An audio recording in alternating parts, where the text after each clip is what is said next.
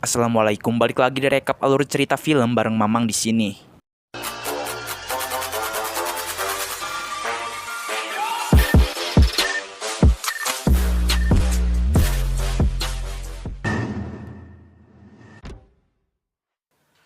Hai seluruh, halo sobat movie, balik lagi nih di konten movie di channel ini.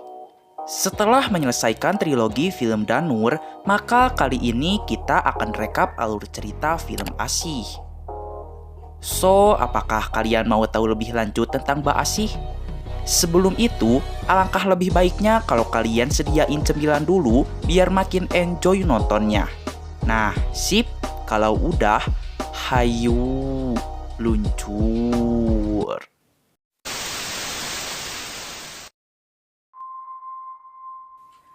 Film ini menceritakan tentang sosok yang biasa kita sebut kuntilanak, tapi Risa mengenalnya sebagai Mbak Asih. Dan kisah ini terjadi 37 tahun sebelum Danur. Di awal film, kita diperlihatkan kepada Asih yang sedang hujan-hujanan sambil menggendong anaknya. Ia pun bersenandung lagu Indung-Indung Kepala Lindung. Indung, kepala lindung. Tak lama dari itu, Asih pun membunuh anaknya dengan cara menenggelamkannya ke dalam baskom. Asih stres dan sangat menyesal, hingga pada akhirnya Asih mengakhiri hidupnya di dekat pohon besar itu. Keesokan harinya, film pun beralih kepada sebuah keluarga berencana, maksudnya bahagia. Mereka adalah Andi, Puspita atau akrab disapa Ita, dan ibunya Andi. Andi sangat bahagia karena tengah menunggu kelahiran anak pertamanya. Karena sudah tidak sabar, Andi pun sudah membeli berbagai perlengkapan bayi. Padahal anaknya akan lahir 1 bulan lagi, seluruh. Selain itu, Andi juga sudah siap menjadi suami dan bapak yang siaga, dan menyuruh Ita agar tidak melakukan pekerjaan yang berat-berat.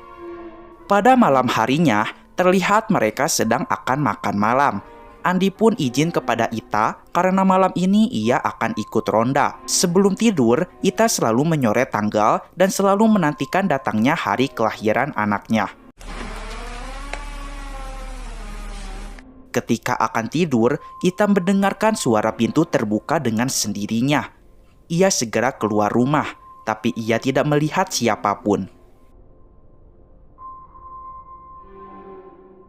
Ita segera masuk lagi ke dalam rumah dan terlihat ada jejak kaki seseorang. Dan ketika Ita sedang mencari ibunya, tiba-tiba air ketubannya pecah, seluruh.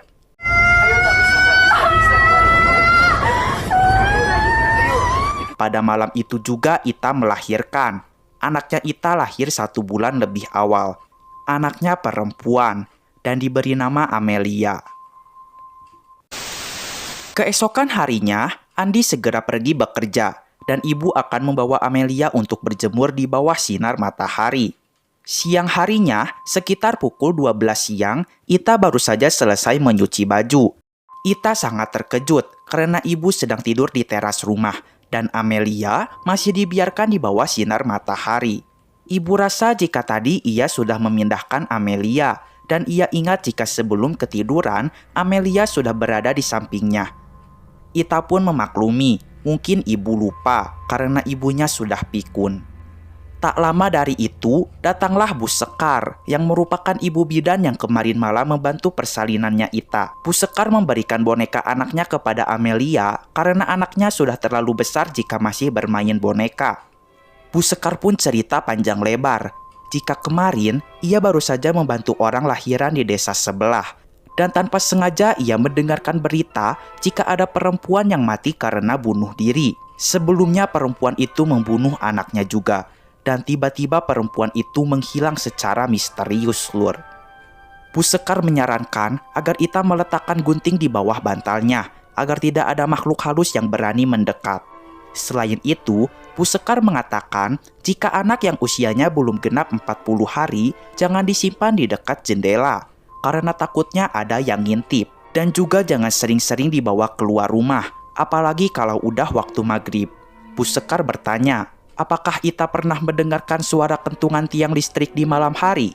Suara kentungan itu adalah pertanda jika ada orang pintar yang bernama Abah Marwan di dekat rumah.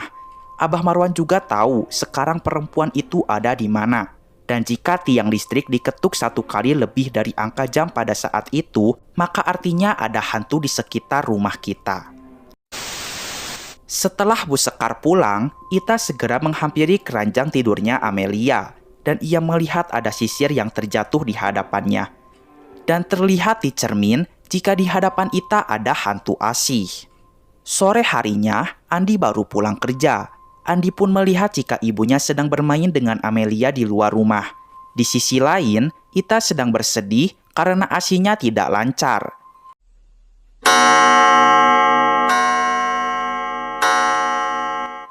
Ketika pukul 6 pas, Ita segera keluar rumah. Ita berteriak kepada ibu karena Amelia harus segera masuk ke dalam rumah sebelum maghrib. Malam harinya, Andi mengatakan jika Ita jangan pernah berteriak lagi di hadapan ibunya. Ita pun meminta maaf dan tidak akan mengulanginya. Ia hanya teringat perkataan Bu Sekar saja. Tak lama dari itu, Andi merasakan jika tubuh Amelia tiba-tiba panas. Ita bertanya, apakah Andi sudah menguburkan ari-arinya Amelia? Andi menjawab belum karena tidak sempat. Maka dari itu, Ita segera menyuruh Andi untuk segera menguburkannya supaya tidak terjadi hal-hal aneh lagi kepada Amelia. Dan sebelum berangkat, ibunya berpesan agar Andi mengumandangkan azan setelah selesai menguburkan ari-arinya.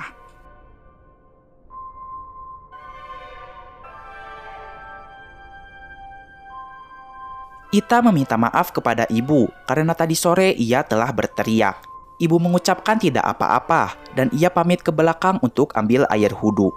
Ketika sedang berwudhu, tiba-tiba Asih berjalan melewati toilet sambil bersenandung lagu Indung-Indung Kepala Lindung. Ibu pun melihat ada perempuan yang baru saja lewat dan ibu kira perempuan yang bersenandung itu adalah Ita. Tapi nyatanya bukan. Ita dari tadi duduk sambil mengompres ASI untuk Amelia. Pada saat akan tidur, Andi memasukkan boneka pemberian Bu Sekar ke dalam lemari karena Amelia masih terlalu kecil untuk bermain boneka. Ita pun mengatakan jika pikun ibu sekarang semakin parah. Masa tadi ibu lihat ada perempuan lewat di depan toilet, ucap Ita. Andi pun menjawab jika ibu sudah berumur, jadi Ita harus memaklumi sifat ibunya. Tak lama dari itu, Ita melihat jika Andi sudah tidur duluan. Ia pun mendengarkan suara kentungan tiang listrik yang berarti Mbah Marwan sedang berada di dekat rumahnya. Ita sangat lega karena suara kentungan berbunyi 10 kali, pas dengan jam yang menunjukkan pukul 10 malam. Ita pun sangat terkejut, ternyata tiang listrik diketuk 1 kali lebih dari angka jam pada saat itu, yang berarti di sekitar rumah Ita sedang ada hantu slur. Sin pun beralih kepada ibu yang baru saja selesai sholat Isya. Dan seketika ibu merinding tidak karuan karena pada saat ia berdoa, Asih mengucapkan amin dengan suara yang sangat menyeramkan.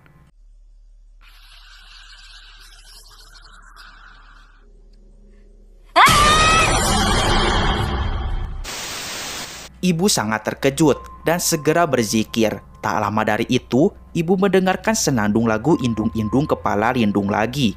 Ibu segera mengambil buku catatannya dan segera menulis lirik lagunya karena ibu takut jika tidak ditulis ibu akan lupa kejadian ini karena ia sadar jika ia sudah pikun. Di samping itu, Ita tidak bisa tertidur gara-gara teringat suara kentungan tadi. Tiba-tiba Amelia bangun dan Ita segera menenangkan Amelia sambil menonton TV di ruangan tengah. Ita segera membawa Amelia kembali masuk ke dalam kamar karena Amelia sudah tidur lagi. Ia pun melihat jika kursi goyang bergerak dengan sendirinya.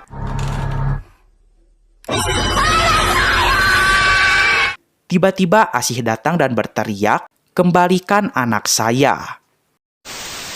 Keesokan paginya, Ita mengatakan jika semalam ia melihat perempuan. Jadi Andi harus meminta bantuan Pak Ustadz. Ibu juga pernah lihat ada perempuan misterius yang lewat di depan toilet kan? Tanya Ita. Tapi ibu yang pikun menjawab tidak pernah.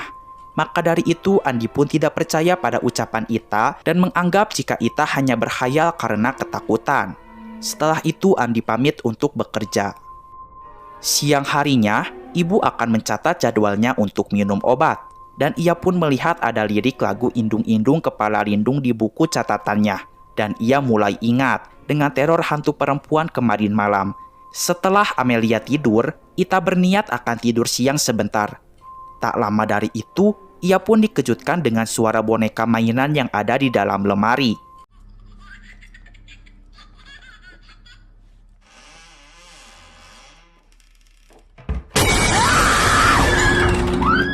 Ita yang histeris pun segera ditenangkan oleh ibu. Malam harinya, ibu memberikan buku catatannya kepada Andi. Andi pun membaca lirik lagu Indung-Indung Kepala Lindung. Ibu merasa di rumah ini ada yang aneh, tanya Andi. Dan ibu menjawab iya. Tapi Andi belum percaya dengan semua ini. Pada tengah malam, terlihat ada seorang penjual nasi goreng di depan rumahnya Ita. Dan juga ada seorang hansip yang sedang berjaga. Mereka berdua pun ketakutan karena mendengarkan suara ciak anak ayam di halaman rumahnya Ita. Konon katanya, jika suara ciak anak ayam berbunyi pada tengah malam, maka artinya ada hantu perempuan yang datang. Andi yang terbangun dari tidurnya segera pergi ke dapur untuk mengambil minum.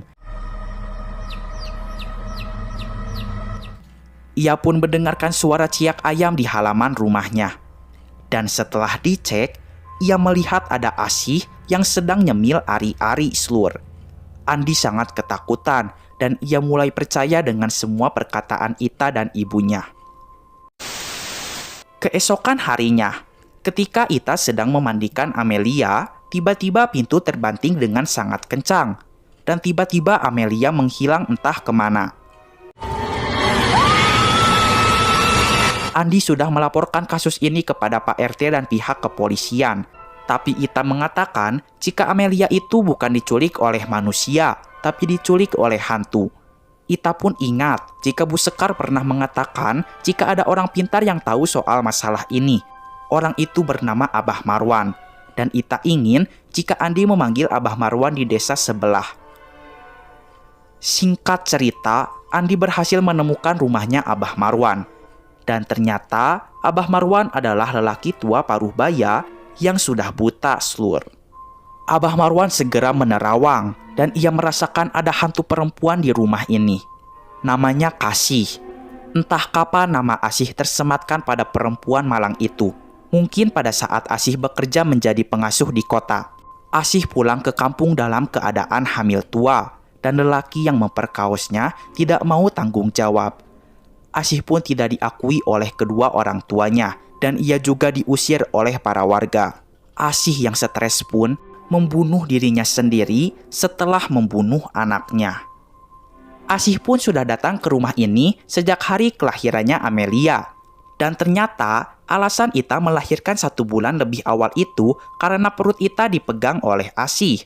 Dan kini Asih mengincar anaknya Ita. Karena Asih pikir Amelia itu adalah anaknya. Abah Marwan mengatakan jika ada barang milik Asih yang disimpan di rumah ini. Seketika Ita ingat kepada sisir yang ia temukan di dekat keranjang Amelia. Dan ia segera memberikannya kepada Abah Marwan.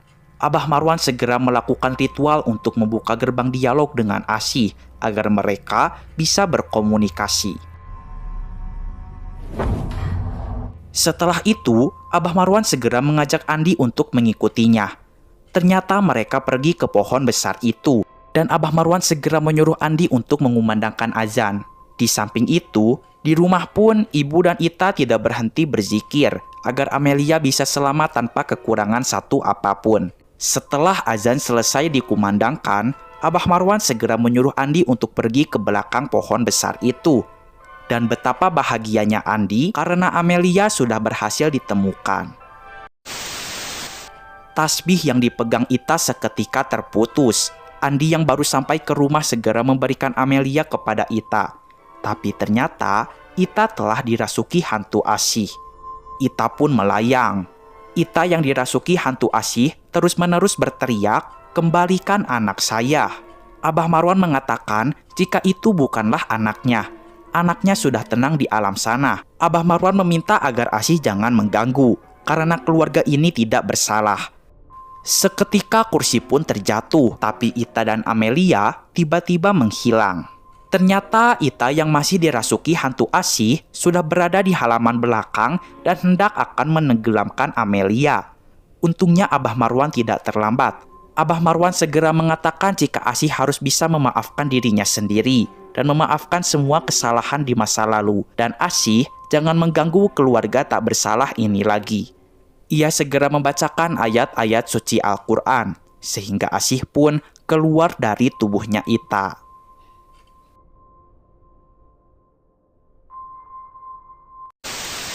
Ibu sangat berterima kasih dan berhutang budi selamanya kepada Abah Marwan. Yang terpenting, ibu dan sekeluarga harus bisa memaafkan Asih, ucap Abah Marwan. Abah Marwan pun menyuruh ibu untuk menancapkan sisir Asih di dekat pohon besar itu. Dan setelah sisir itu ditancapkan, 37 tahun kemudian, sisir itu diambil oleh Riri, sehingga terjadilah teror Asih di film Danur 1. Dan film pun selesai.